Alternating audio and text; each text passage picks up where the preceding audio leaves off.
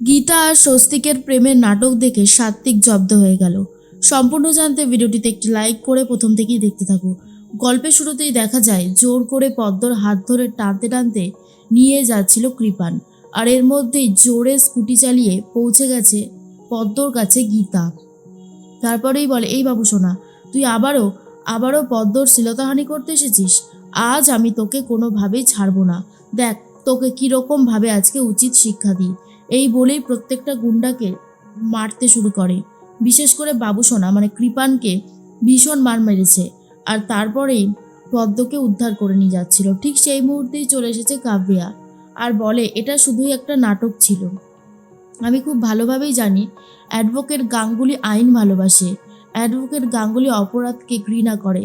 সেই জন্যই আমি আমার ভাইকে বলেছিলাম এই কাজটা করতে। আর আমি জানতাম তুমি স্বস্তিকের সাথে ফুলশয্যা না করে পদ্মকেই বাঁচাতে আসবে, সেটা আমি খুব ভালো মতন জানতাম। তাই জন্যই এই স্টেপটা নিয়েছি। গীতা তো প্রচণ্ড রেগে যায় আর বলে, এই যে ম্যাডাম, মুখ সামলে কথা বলুন। কৃপানের সাথে এবারে আপনার নামটাও জুড়ে দেব যে আপনিও একজন সমান অপরাধী। এরপরেই কাভিয়া বলে, অ্যাডভোকেট গাঙ্গুলি, মুখ সামলে কথা বলো। আর অ্যাডভোকেট গাঙ্গুলি তখন বলে, অনেক মুখ সামলে কথা বলেছি, আর বলতে পারবো না। এই যে অন্যায়গুলো করেছো তুমি, এর শাস্তি তুমি পাবে। পদ্মর আজকে যদি কিছু হতো না, আমি তোদের কাউকে ছাড়তাম না, বুঝেছিস বাবু সোনা? এরপরেই কাব্যা তখন বলে, স্বস্তিক শুধু আমার, স্বস্তিককে তুমি কখনোই পাবে না নিজের করে। আজকের অর্ধেকটা রাত আমি নষ্ট করে দিতে পেরেছি, আর তার জন্য আমার কোনো আক্ষেপ নেই, বরং আমার তো ভীষণ আনন্দ হচ্ছে। আর ঠিক তখনই গীতা বলে, ভালো করলেন না কাজটা, এর শাস্তি কিন্তু আপনি পাবেনই, বলেই পদ্মকে নিয়ে চলে যায়। অন্যদিকে ঠিক সেই মুহূর্তে গীতাকে ফোন করছে স্বস্তিক আর বলে, আপনি কোথায়? এখনও কেন আসছেন না বাড়িতে? অনেকটা রাত হয়ে গেছে তো। তখনই গীতা বলে, পদ্মকে নিয়ে ওরা অনেক বাড়াবাড়ি করেছে, সবকটাকে রাস্তায় শুইয়ে দিয়ে এইবারে আমি বাড়ির দিকে যাচ্ছি। স্বস্তিক বলে, বাড়ির দরজা খোলা আছে, ঝটপট চলে আসুন। এরপর গীতা স্কুটি নিয়ে আবারও বাড়ির দিকে রওনা দেয়। বাড়িতে গিয়ে দেখে ড্রয়িং রুমে দাঁড়িয়ে আছে সাত্ত্বিক আর বলে, আমার সো কল্ড ভাতৃবধূ তাই তো? তা এত রাত থেকে কোথা থেকে আসা হচ্ছে? এই বাড়ির তো একটা ডিসিপ্লিন আছে তাই না? তখনই গীতা বলে, পদ্মর কাছে গেছিলাম পদ্মকে বাঁচাতে। ওই বাবু সোনা আবারও পদ্মর ওপর অ্যাটাক করতে যাচ্ছিল। আমি তো সেটা সহ্য করতে পারবো না, সেই জন্যই আমি ওদেরকে মেরে রাস্তায় শুয়ে দিয়েছি। সাত্ত্বিক বলে, আর তোমার ফুলশয্যা, সেটার কি খবর? গীতা, আমি এখনো বলছি, তুমি স্বস্তিককে বিয়ে করোইনি। তোমাদের এটা পুরোটাই একটা অ্যাক্টিং, এছাড়া আর কিচ্ছু না। আজকের রাতটা আমার আর তোমার একসাথে হওয়া উচিত ছিল। তখনই চলে এসেছে গিনি আর বলে, সাত্ত্বিক, মুখ সামলে কথা বলো, ভুলে যেও না ও কিন্তু আমার বোন, সম্পর্কে ও তোমার বোনই হয়, এই কথাটা ভুললে চলবে না। সাত্ত্বিক বলে, কিসের বোন? আমি ওকে প্রথম আই লাভ ইউ বলেছিলাম, ও আমাকে প্রথম আই লাভ ইউ টু বলেছিল। মাঝখান থেকে তুমি এসে সমস্ত কিছু নষ্ট করে দিয়েছো। কি ভেবেছো তুমি নষ্ট করে দিলে সেটা নষ্ট হয়ে গেছে? কখনোই না, বরং আমি এখনো চেষ্টা করে যাচ্ছি ওর সাথে সম্পর্ক পাকাপাকি করার। আমি জানি ও স্বস্তিককে বিয়ে করেনি, ও স্বস্তিককে বিয়ে করতে পারে না। তখনই অ্যাডভোকেট গাঙ্গুলি বলে, আমি কি পারি আর কি পারি না সেটা আমি আপনার থেকে শিখব না, বুঝতে পেরেছেন? জামাইবাবু সম্পর্কে হয় আপনি আমার, তাহলে সেই সম্পর্কটা মাথায় রাখুন। কার সাথে কখন কি কথা বলবেন সেটা অনেক ভেবেচিন্তে বলতে হবে, উল্টোপাল্টা বললে কিন্তু হবে না।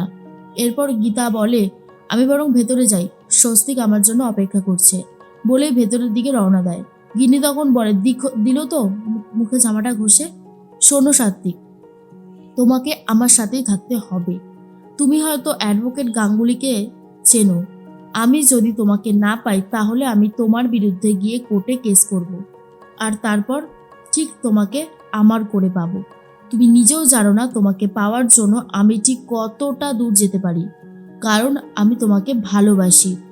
সাত্ত্বিক বলে, কিন্তু আমি তো তোমায় ভালোবাসি না গিনি। তুমি মিথ্যে কথা বলে আমার কাছে এসেছো, আমার জীবনটাকে নষ্ট করার চেষ্টা করেছো। কি ভেবেছো আমি তোমাকে সাপোর্ট করছি? কখনোই না, আমি তোমাকে কখনোই সাপোর্ট করছি না আর করবও না। গিনির খুব খারাপ লাগে। এদিকে ভিতরে ঢুকে পড়েছে গীতা আর স্বস্তিক তখন বলে, এত দেরি হলো কেন আপনার? গীতা বলে, আপনাকে আমি সেই কথার উত্তর দিতে যাব কেন? কি একটা চক্রব্যূহের মধ্যে আমাকে এনে ফেলেছেন, আমার আর ভালো লাগছে না। সমস্ত কিছু কেমন যেন গুলিয়ে যাচ্ছে। কোন দিকে যাব আমি? আমি যদি এই সম্পর্কটা স্বীকার না করি, তাহলে আমার দিদির সম্পর্কটা ভেঙে যাবে। আর এই সম্পর্কটা আমি কি স্বীকার করব? আপনার সাথে আমার বিয়ে হয়নি, কিছুই হয়নি, আর আজকে আমি আর আপনি ফুলশয্যার ঘরে দাঁড়িয়ে আছি। হে ভগবান, আমি যে কি করে নিজেকে এখান থেকে বার করব? তখনই স্বস্তিক বলে, তুমি এত কেন ভাবছো? আমি তো তোমার সাথে আছি। তুমি একদিন আমাকে ঠিক ভালোবাসবে, দেখো। আমি ভালোবাসার মতনই একটা ছেলে। আমি তোমাকে কোনোদিন কষ্ট দেব না, গীতা। বিশ্বাস করো, তোমাকে খুব ভালোবাসি। তোমাকে রানীর মতো করে রাখতে চাই। আমি তোমার কোনো কাজেও বাধা দেব না। তোমার যখন যেমন ইচ্ছা তুমি সবটাই করতে পারবে। আমার কাছ থেকে কোনো বাধা তুমি কখনোই পাবে না। অন্যদিকে দেখা যায় যে সাত্ত্বিক মনে মনে ভাবে, হিসাবটা কোথাও একটা মিলছে না। আমার হিসাব যদি আজকে না মেলে, তাহলেই তো গন্ডগোল। আমি জানি আজকে গীতা এই ঘর থেকে ঠিক বেরোবে। যত রাতেই হোক না কেন, আজ আমি এখানে অপেক্ষা করব। ওকে আজকে হাতে নাতে ধরবই। এর মধ্যেই স্বস্তিক তখন বলে, তুমি যদি এই সম্পর্কটা থেকে বেরিয়ে যাও, অনেকগুলো জীবন নষ্ট হয়ে যাবে। তোমার দিদির জীবন নষ্ট হবে, আমার জীবন নষ্ট হবে। আর তুমি? তখনই গীতা বলে, কি বলতে চাইছেন আপনি? দেখুন, এই সমস্ত আবহাওয়া কথা বলে না কোনো লাভ হবে না। আমি এখনই এই ঘর থেকে বেরিয়ে যাবো। আমার ভালো লাগছে না। আমার মনে হচ্ছে আমি ছুটে এখন আমার নিজের বাড়িতে চলে যাই। এরপর দরজা খুলে যখন বেরোতে যাবে, তখন দেখে সাত্ত্বিক মুখার্জি পায়চারি করছে ঘরের সামনে। একবার এদিক একবার ওদিক। তাড়াতাড়ি সেটা দেখে নিয়ে ঘরে আবারও ঢুকে পড়ে দরজার ছিটকিনিটা আটকে দেয়। আর বলে, আমি যে কি করব? বাইরে এখন সাত্ত্বিক মুখার্জি অপেক্ষা করছে আমাকে দেখার জন্য, যে আমি আদৌ এই ঘর থেকে বেরিয়ে অন্য কোথাও যাই কিনা। তখনই স্বস্তিক বলে, তাহলে এখানে থাকাটাই তো মঙ্গল। এর মধ্যেই কাবিয়া ফোন করে বলে, তুমি স্বস্তিককে টাচ করবে না, স্বস্তিকের কাছে তুমি যাবে না। আর তখনই গীতা বলে, আমি স্বস্তিকের সাথে কি করব না করব, সেটা আমি তোমার কাছ থেকে শিখবো না। ফোনটা রাখো। বলেই ফোনটা কেটে দেয়। স্বস্তিক জিজ্ঞেস করে, কে ফোন করেছিল? আর তখন গীতা বলে, কে আবার? কাব্যা। আমি এখান থেকে বেরোবো কি করে? স্বস্তিক বলে, বললাম না এখানেই থাকতে। তখনই গীতা বলে, আপনি জানেন তো, আমার কিন্তু কোর্টের বাইরে হাত চলে আর কোর্টে চলে মুখ। ফুলশয্যার ঘরেও কিন্তু হাত চালিয়ে দিতে পারি। আর এটা শোনার পর স্বস্তিক রীতিমতো হেসে গড়াগড়ি খায়। আর স্বস্তিকে হাসা দেখে হাসতে শুরু করে দেয় গীতা নিজেও। এত হাসাহাসির আওয়াজ শুনে সাত্ত্বিকের মনে হয়, তাহলে কি সত্যি ওরা হাজব্যান্ড ওয়াইফ? ওদের মধ্যে এতটা সম্পর্ক রয়েছে যেটা বাইরে থেকে দেখে বোঝা যায় না। পরের দিন দেখা যায় সবাই খেতে বসে পড়েছে। এরপর এখনও গীতা এসে উপস্থিত হয়নি খাবার টেবিলে। তখনই কাকিমা বলে, কালকে তো শুনেছি অনেক রাতে ঘুমাতে গেছে, আজ হয়তো এখনও ঘুম ভাঙেইনি ম্যাডামের। জাগৃতি বলে, এই শোনো গিনি, তোমার বোনকে তোমার থেকে 2-4টা শাড়ি দিয়ে দাও। না জানি কি শাড়ি পরে আসবে, মনে হয় ওই কাজের লোকের শাড়িগুলো পরে আসবে। তখনই চলে এসেছে গীতার, বলে, আমার এই পোশাকটা পরতে গেলে একটা ডিগ্রি অর্জন করতে হয়, আইনি ডিগ্রি, বুঝতে পেরেছেন? জাগৃতি বলে, তুমি আবার কোর্টে যাবে? তখনই গীতা বলে, অবশ্যই, আমার পেশাটাকে ভুললে তো চলবে না আমার, তাই না?